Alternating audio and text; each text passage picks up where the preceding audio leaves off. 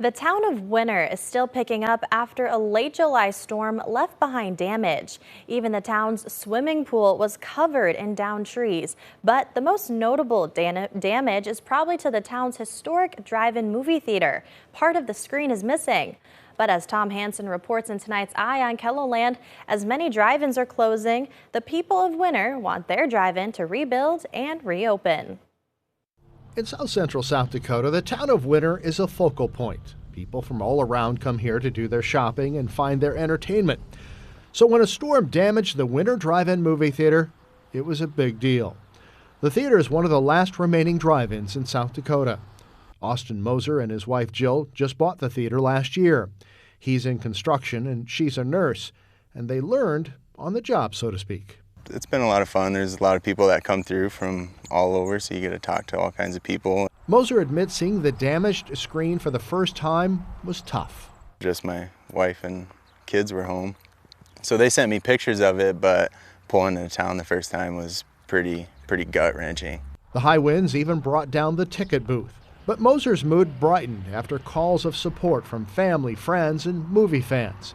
People came together, encouraged him to rebuild, and started raising money to help. This Facebook fundraiser at the Winter Dairy Queen brought in almost $6,000. You can't beat a good movie on the big screen. I mean, at a drive-in, it's just awesome. Betsy Watzel worked at the drive-in for 10 years, and her mother before that. She believes there's a special connection between the people who live here and drive-in movies. When summer rolls around, I remember when I worked here, hey, I'd get phone calls and text messages.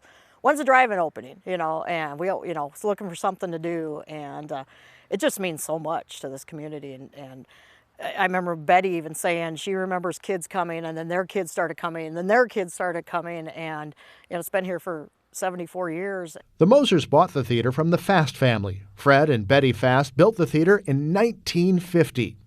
Daughter Kim tells us they're thrilled the Mosers plan to rebuild the screen.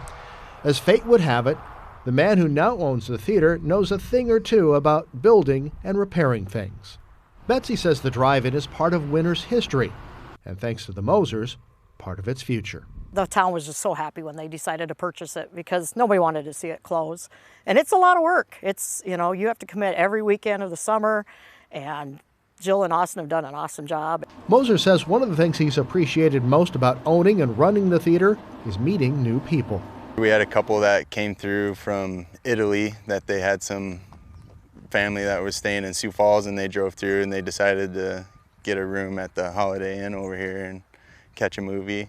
From the initial looks of things, Moser believes the old screen may have to come down and a brand new one in its place, but that is yet to be determined. Earlier this summer, they had good crowds, and Moser believes that is a sign that people will still enjoy going to the drive-in.